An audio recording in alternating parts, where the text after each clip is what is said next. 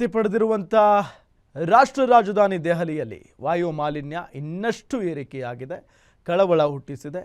Red ಝೋನ್ಗಳಲ್ಲಿ ಸಂಜೆ 4 ಗಂಟೆಗೆ ಬಿಡುಗಡೆಯಾದ ದೈನಂದಿನ ಏರ್ ಕ್ವಾಲಿಟಿ ಇಂಡೆಕ್ಸ್ ಅನ್ವಯ 345 ಅಂಕಿ ಹೊಂದಿದ್ದು, ಇದು ತುಂಬಾ ಕೆಟ್ಟ ಸೂಚ್ಯಂಕವಾಗಿದೆ ಅಂತ ಹೇಳಲಾಗ್ತಾ ಇದೆ.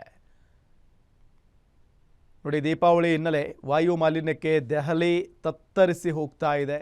ಉಸಿರಾಡೋದಕ್ಕೂ ಕೂಡ ತೊಂದರೆ ಉಂಟಾಗ್ತಾ ಇದೆ. ದೆಹಲಿಯಲ್ಲಿ, ರಾಷ್ಟ್ರ ರಾಜಧಾನಿ ದೆಹಲಿಯಲ್ಲಿ ವಾಯು ಮಾಲಿನ್ಯ ಉಂಟಾಗಿದೆ. ಪಟಾಕಿಯಿಂದ ವಾಯು ಮಾಲಿನ್ಯ ಏರಿಕೆ ಆಗಿರೋದು. ಏರ್ ಕ್ವಾಲಿಟಿ ಇಂಡೆಕ್ಸ್ನಲ್ಲಿ 345ಕ್ಕೆ ಏರಿಕೆ ಕಂಡಿರುವಂಥದ್ದು ವಾಯು ಮಾಲಿನ್ಯ.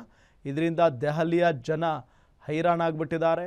ಈಗಾಗಲೇ ಬರ್ತಾ ಇರುವ ಮಾಹಿತಿ ಪ್ರಕಾರ ಬಹಳಷ್ಟು ಜನ ರಾಷ್ಟ್ರ ರಾಜಧಾನಿಯನ್ನು ತೊರೆದು ಬೇರೆ ಬೇರೆ ರಾಜ್ಯಗಳತ್ತ ಕೂಡ ಸಾಕಷ್ಟು ವರ್ಷಗಳಿಂದ ಈ ಒಂದು ಅಂದರೆ ಬಹಳಷ್ಟು ಜನ ಬೇರೆ ಬೇರೆ ರಾಜ್ಯಗಳಿಗೆ ವಲಸೆ ಹೋಗ್ತಾ ಇರುವಂಥದ್ದು ಕೂಡ ನಾವು ಗಮನಿಸ್ತಾನೆ ಇದ್ದೀವಿ.